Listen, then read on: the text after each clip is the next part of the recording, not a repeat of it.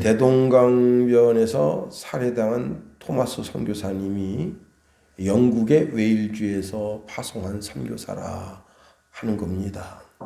세월이 흘러서 이제 올해가요, 순교하신 지 152주년이 됐다고 합니다. 제가 인터넷에서 이 관련된 기사를 조금 보았는데, 한별이라고 하는 목사님이 순복음 대학원 총장님이신데요. 이분이 이제 국민일보 겨자씨의 그 기고한 내용에 의하면 150주년이 되는 해에 당신 교회 교인들 100명을 데리고 영국에 가서 이제 웨일즈 지방에 가셨나 봐요. 그런데 정작 그 웨일즈 지방에 있는 목회자들은 자기들 선조가 토마스 선교사를 파송했다고 하는 사실조차도 모르고 있더라는 겁니다. 그래서 당시에 영국의 목회자 부부 250명, 그 다음에 참전 용사 4명을 포함해서 그분들에게 이제 만찬을 베풀면서 한국을 대표해서 감사를 드렸다고 합니다. 특별히 이제 토마스 선교사님이 조선에 성경을 전한 이야기, 그리고 목배임으로 순교의 피가 뿌려진 것, 또 평양에 거주하던 집안 어른이 복음을 접해서 평양 강서 감리교회를 담임하게 됐다는 이런저런 이야기를 그들에게 전하면서 죽었던, 잠자고 있었던 조선을 토마스 선교사가 깨웠다 하는 이야기를 전할 때 거기 있던 모든 목사님들이 다 기립해서 하나님께 박수로 영광 올려드렸다고 합니다. 참으로 감사한 것이죠. 그분이 이제 목배임을 당할 때 자기 품에 있는 쪽복음을 자기 목을 치는 사람에게 줍니다. 웃기잖아요. 자기 목을 치는데 그 사람에게 목 치기 직전에 복음을 준다. 성경을 주는 거예요. 그래서 이 사람이 다급해서 자기 품에다 감추고 목을 쳤습니다. 그리고 집에 와서 보니까 이게 나라에서 금하는 금서입니다. 근데 그것을 읽다가 변화받아서 예수쟁이가 되고 그 집안에서 목사가 나오고,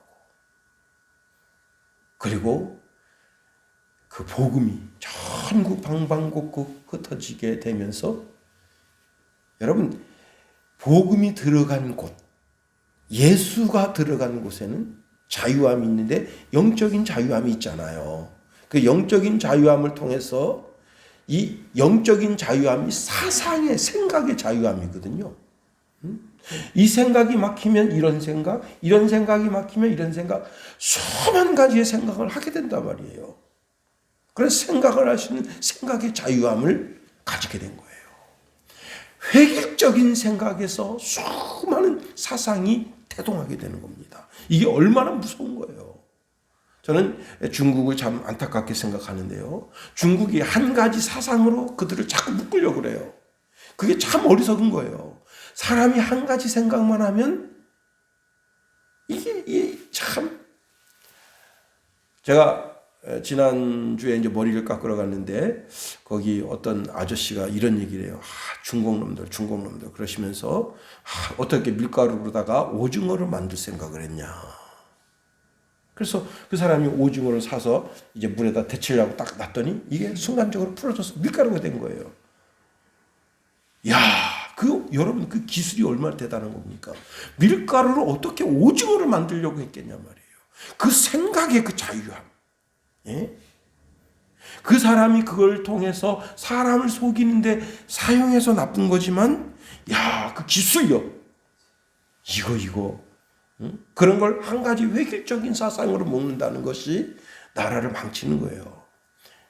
여러 가지 사상이 융합적으로 복합적으로 자꾸 돋아나야 되는 겁니다.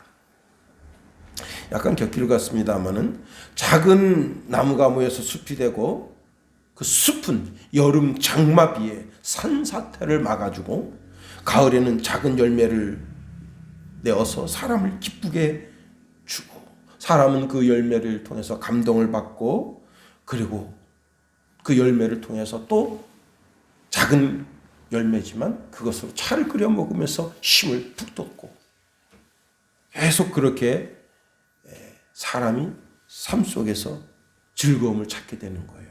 그러니 그런 것도 보면서 감사하게 되는 겁니다. 골로새서 3장 15절에 보면 그리스도의 평강이 너희 마음을 주장하게 하라. 너희는 평강을 위하여 한 몸으로 부르심을 받았나니 너희는 또한 감사하는 자가 되라 하십니다. 감사하는 자가 되라. 며칠 전에 이제 집에 들어오는데 택배 기사 아저씨가 양손에 택배를 무거운 걸 들고 그 다음에 이제 그 현관문을 이렇게 짐을 밀어서 엉덩이로 문을 열려고 그래요. 제가 조금 먼저 뛰어가서 문을 활짝 열어줬습니다. 그랬더니 그분이 감사합니다. 그렇게 인사를 합니다. 큰 일은 아니지만 아주 작은 일에 감사합니다. 그렇게 고백을 들으니까 마음 뿌듯하더라고요. 아유, 아무것도 아닌데요. 짐 잘 전달하고 가세요 하고 저도 이제 인사하고 돌아섰습니다. 여러분, 우리가 우리 삶 속에서 아주 작은 것이라도 감사할 때 그 감사의 마음을 통해서 서로의 마음이 전달되는 것 아니겠어요?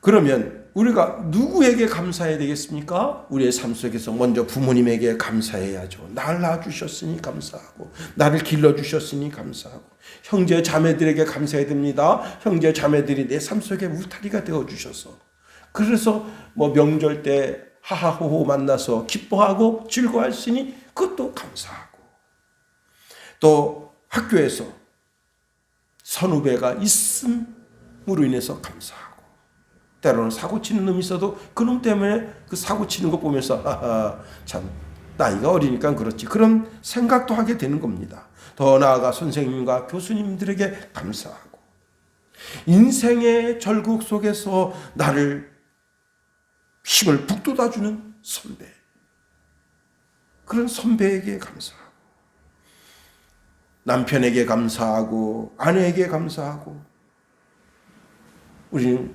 작은 입술의 고백, 감사의 고백을 잊지 말아야 됩니다. 그런데 이것은 상대적인 감사일 수가 있어요. 상대적인 감사. 절대적인 감사의 대상이 있는데 그분이 바로 예수 그리스도이십니다. 예수 그리스도는 나에게 세상이 줄 수 없는 너무나 엄청나고 놀라운 것을 주셨어요. 먼저 영생을 주셨고 영의 아버지이신 하나님을 우리에게 주셨고 내 영혼의 안내자가 되어주셔서 나를 천국으로 인도하시고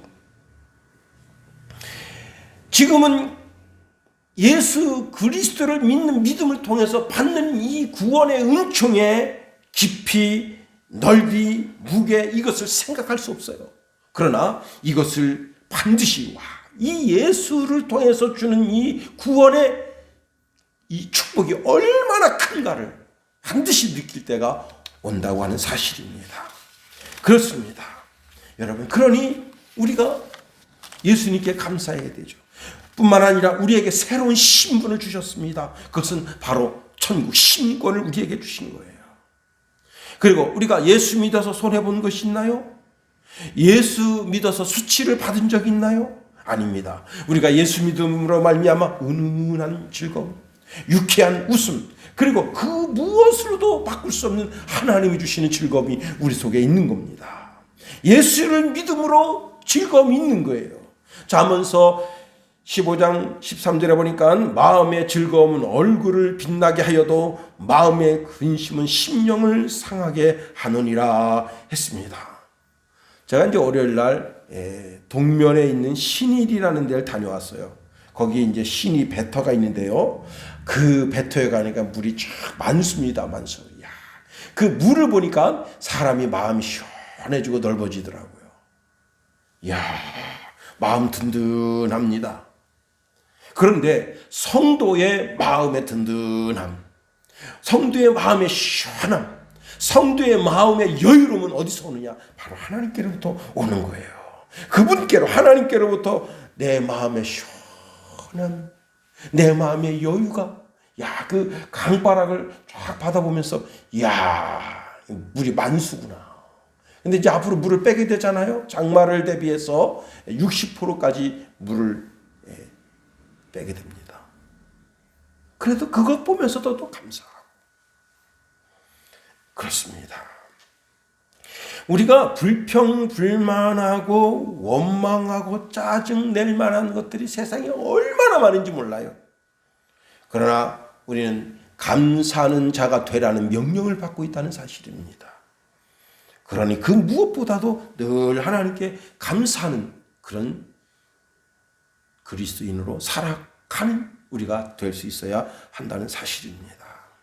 시편 50편 23절에 보니까요. 감사로 제사를 드리는 자가 나를 영화롭게 하나니 그의 행위를 옳게 하는 자에게 내가 하나님의 구원을 보이리라 말씀하십니다. 그 유대인들에게 내려오는 그 우화 중에 이런 우화가 있다고 합니다.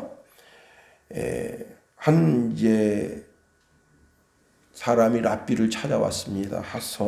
하소연을 하는데요. 선생님, 제가 사는 게 너무 힘들어요. 방은 하나뿐인데 우리가 9 식구가 그 방에 살고 있습니다.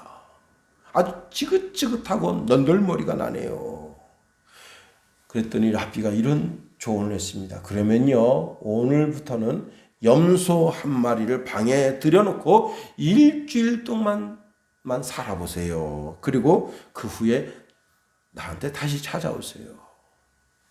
자, 9사람도 살기 버거운데 염소 새끼 한 마리 갖다 놓으니 그 집이 오죽하겠어요. 그 염소가 또 입질을 얼마나 잘합니까?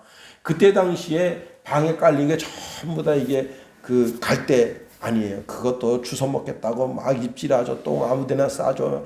아무 때나 울어대죠. 야, 스트레스 그 보통 아닙니다. 응? 강아지 같으면 뭐 쓰다듬고 빨고 뭐 같이 논다지만 이게 염소는 이게 장난이 아니거든요. 또 뿔로 받아대죠. 그렇게 일주일 살고 이제 이 분이 랍비를 찾아왔습니다. 선생님 도저히 못 살겠습니다. 이건 진짜 생지옥이 따로 없어요. 그래요. 그러면 이제 염소를 밖으로 빼고 일주일 살고 나한테 오세요. 그랬습니다. 염소를 빼고 일주일 살았습니다. 천국이에요. 일주일 된 다음에 랍비를 찾아왔습니다. 랍비가 저 멀리 있는데 쫓아가면서 랍비요 감사합니다. 우리 집이 천국이었습니다. 여러분,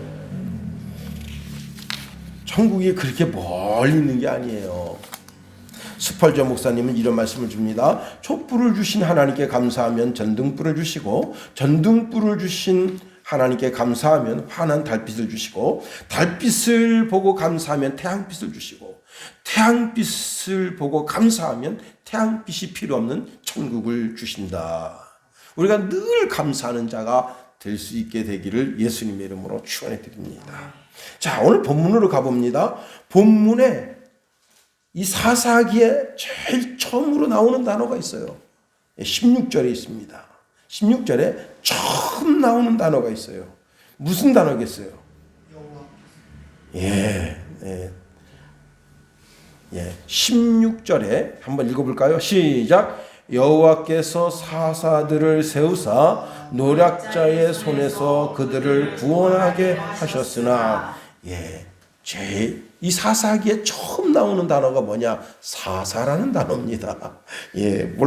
놀라셨죠? 사사라는 단어가 처음 나오니까 놀라셨죠? 사사기에 사사라는 단어가 처음 나옵니다. 이것은요, 히브리어로 샤파트라는 단어인데 재판하다, 또 다스리다, 통치하다, 그런 뜻을 가지고 있습니다. 왕정 시대가 도래할 때까지 약 400년 동안 하나님께서 사사를 내셔서 그 사사를 통해서 군사적으로, 정치적으로, 또 법률적으로 이스라엘을 통치하게 하신 제도가 바로 사사라는 제도입니다. 특별히 이 사사에게는 하나님이 하나님의 영을 주셔서 그 영의 능력으로 나라를 다스리게 하시고, 주변국이 쳐들어오면 백성들을 동원해서 나라를 구원하는 구원자의 역할을 감당하게 했습니다. 그래서 사사라는 말은 다른 또 하나의 뜻이 뭐냐? 구원자라는 뜻이에요. 사사라는 단어는 통치자라는 뜻이지만 또 다른 뜻은 그는 구원자다. 그런 뜻을 가지고 있습니다. 자, 오늘 이 사사라는 단어를 우리가 살피면서 본문을 통해서 세 가지를 한번 살펴보려고 합니다. 오늘 시간에는 한 가지만 살펴보겠습니다. 자, 오늘 이 사사라는 단어를 통해서 하나님께서 영적인 지도자를 세우시는 것에 대해서 감사해야 된다는 겁니다. 3학년 전에 제가 이제 모교인 안양대학교에 가서 추수감사절 예배를 인도한 적이 있어요. 채플실에 한 학생들이 240명에서 한 250명 정도 가득 차서 예배를 드리는데 이들은 신학과 전공이기 때문에 전부 다 예배가 필수입니다. 다 똑똑한 젊은이들이에요. 수능 성적이 2.0에서 3.0 사이입니다. 그리고 1.0 맞아서 오는 애들도 있어요. 예. 진짜 똑똑한 애들이에요, 전부 다. 아니, 안양대 신학과가 언제부터 이렇게 똑똑해졌냐, 이게. 어떻게 이렇게 정말 성적이 좋은 애들로 채워지게 됐냐 말이에요. 응? 문제는 이들이 신학과에 오고 싶어서 온 게 아니라는 거예요. 이게 현실이에요. 이들 중에 목사가 되려고 대학원에 진학하는 아이들이 불과 몇 명이에요. 10명이 넘질 않아요. 이게 심각한 겁니다.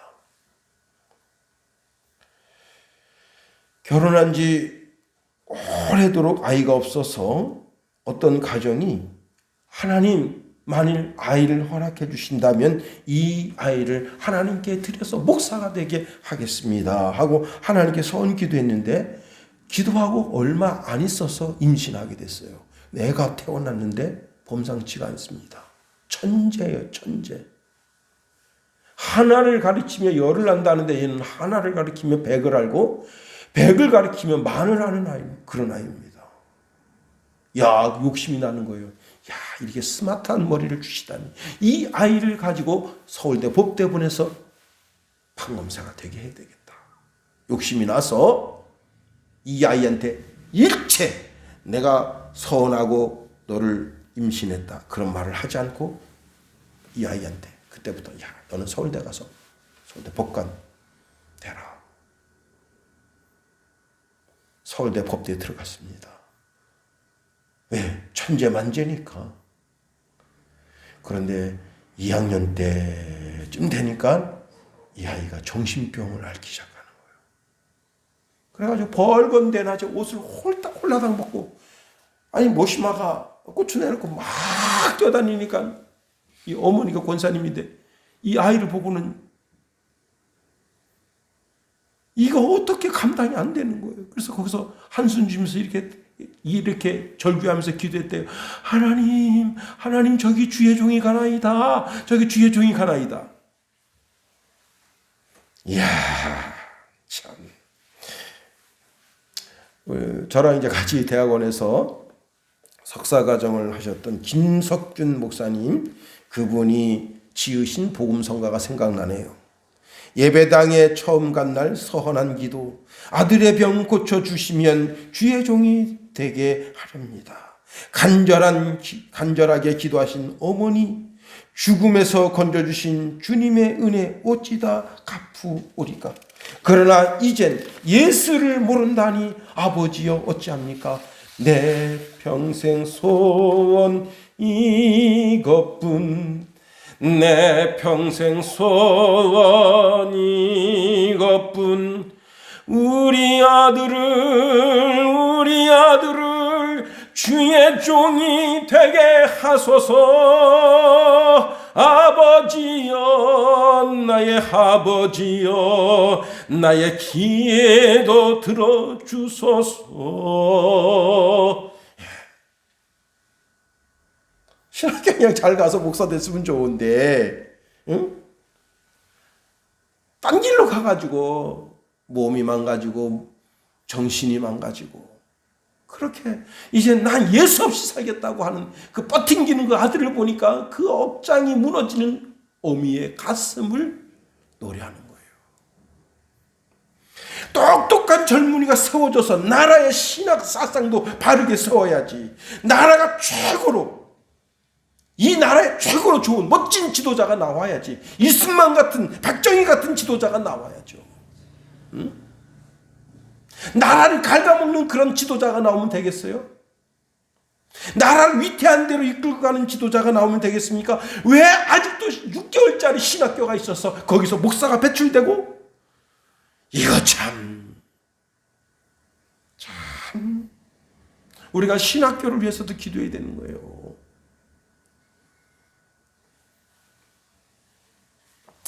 언젠가 이제 선배 목사님 교회 가서 안양대학교 신학부에 들어간 신학생을 만났어요. 제가 물어봤어요. 자네는 왜 신학교에 갔는가 그랬더니 저는 이제 그래도 얘가 신학교에 가가지고 목사가 되고 뭐 이런 그런 어떤 그 목회자의 그런 큰 꿈을 가지고 있는가 하고 큰 기대를 하고 물었는데 목사님은요 사실은요. 그래서 왜? 제가 모든 학교 다 떨어졌어요. 근데 그 해 신학교가 미달이었어요. 15명 미달이었어요. 갈 데가 없어가지고요. 그냥 거기다 냈는데 학교에서 오라 하네요. 와.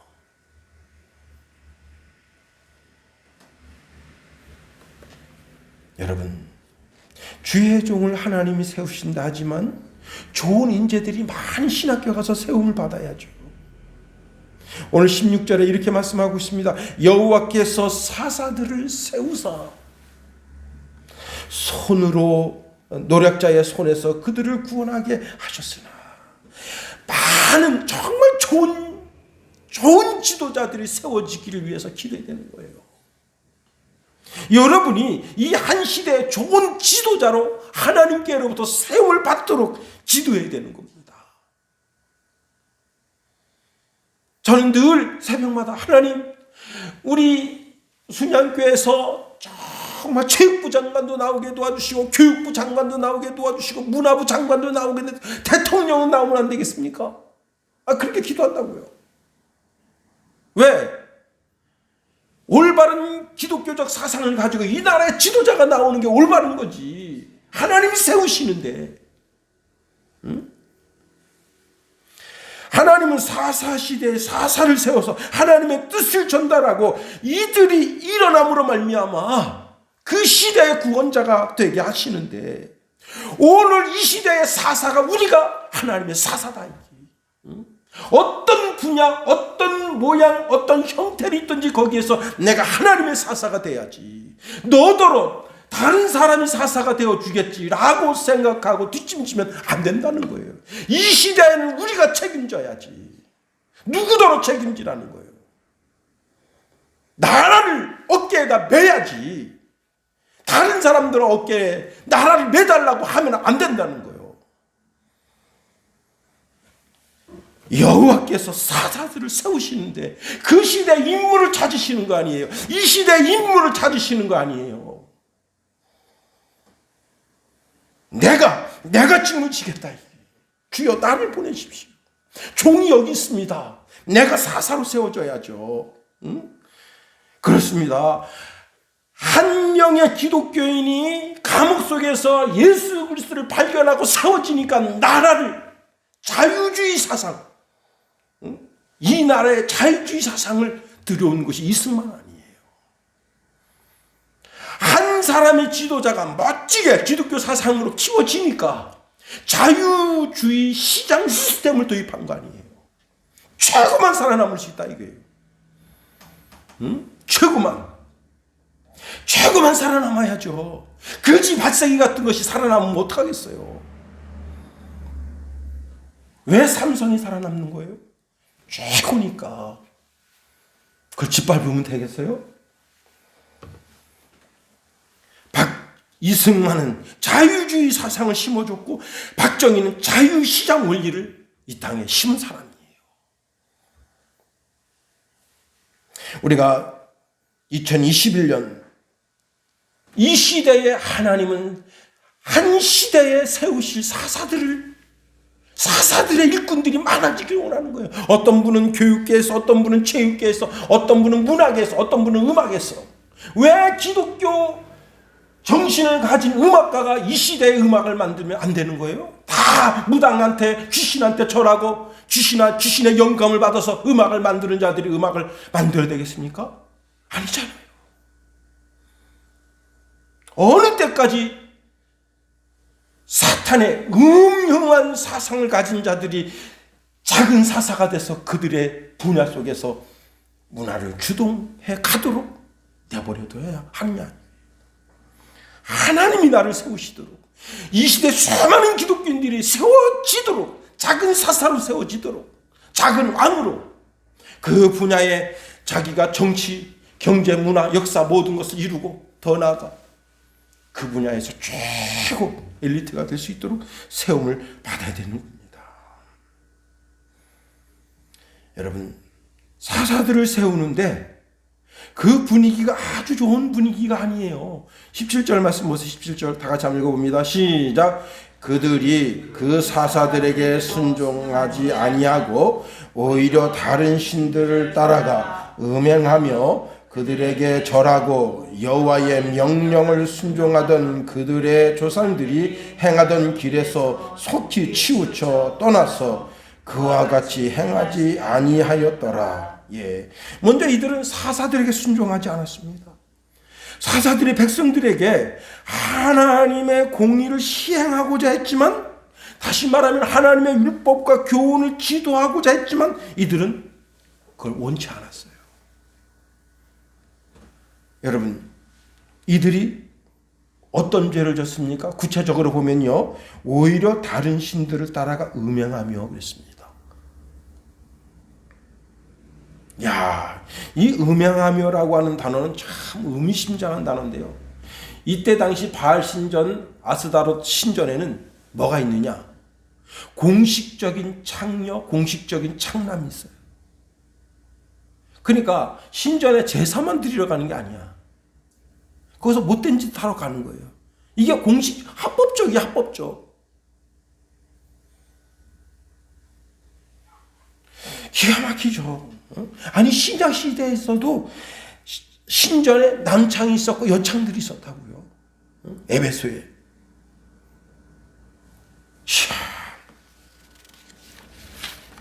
여러분, 뿐만 아니라 더 나아가 보세요. 17절 하반절에 보면 그들의 조상들이 행하던 길에서 속히 치우쳐 떠나서, 여기 치우쳐라고 하는 말은 기울이다, 떠나다, 외면하다 그런 뜻이에요. 하나님 면전을, 하나님 얼굴을 외면한 거예요. 여러분, 마음이 항상 늘 웅웅한 데가 있는 거야. 이스라엘 백성들이 오늘 하라고 별별 다를 게 없어요. 네? 이 사사시대 때 백성들의 마음이나 오늘 이 시대에 오늘 그리스도인이든지 아니든지 모든 사람들의 마음이 그저 그냥 하나님의 말씀에는 눈과 귀를 기울이지 아니하고 세상에 타락해 나아갈 곳만 쳐다보고 있어요. 여러분, 소돔과 고모라가 이스라엘 동편에 있다고 생각하면 큰 오산입니다. 이 대한민국에도 수많은 소돔과 고모라가 있는 거예요. 하나님이 역겨워하시면서 심판의 눈으로, 이글이글대는 눈으로 바라보시는 곳이 있는 것이 사실이에요. 여러분, 하나님을 잃어버린 세대, 감사를 잃어버린 세대, 그러니 하나님이 무엇 하시겠습니까? 오늘 15절에 보면 이렇게 말씀하십니다. 그들이 어디로 가든지 여호와의 손이 그들에게 재앙을 내리시니, 예, 곧 여호와께서 말씀하신 것과 같고 여호와께서 그들에게 맹세하신 것과 같아서 그들의 괴로움이 심하였더라. 참, 여러분, 이렇게 지금 코로나로 인해서 고통당하면서도 정신을 못 차리면 어떻게 하자는 거냐 이게. 응? 다윗이 쓰잘데기 없이 군대 숫자를 계수해서 전염병이 돌아서 얼마나 많은 사람이 죽었어요. 그때 다윗이 선지자의 말씀을 듣고 자책하면서 아라우나 타작마당에 쫓아가서 거기 가서 하나님께 번제를 드림으로 말미암아 이스라엘 향한 하나님의 진노를 거뒀잖아요. 이러한 때 정신을 안 차리면 어떡하겠냐 말이에요. 점점 세상을 향해서 나가서 타락의 끝을 향해 나가면 어떻게 하신다고요? 하나님께서 그들의 괴로움을 더 심하게 하신다. 제가 이제 어릴 때 어떤 집사님은 제 얼굴 보면 개구장 이렇게 써있대요. 하여튼 어릴 때 글쎄 모르겠어요. 나는 굉장히 참 순둥이였던 걸로 기억되는데 또 그 집사님 말씀이 맞는 것 같기도 하고 그런 생각하는데 제가 이제 어머니 속을 굉장히 썩였어요. 그래가지고 그날 이제 매태작을 하는데 그날따라 그 쌀이까지가 그렇게 아파요.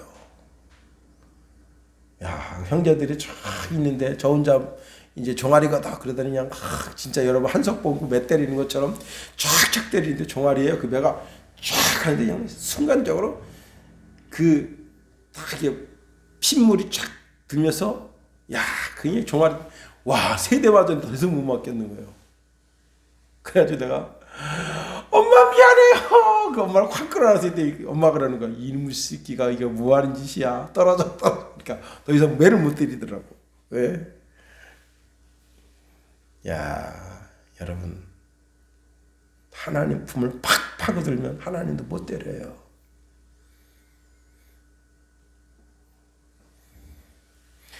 이 암울한 시대에 누가 이 시대를 책임지는 책임자가 되겠습니까? 하나님이 이 시대에 세우시는 사사가 다 되시기를 예수님 이름으로 축원해드립니다. 기도하겠습니다. 하나님, 우리를 붙드시며 인도하소서. 하나님의 크고 강한 능력의 손으로 붙들어 주셨어.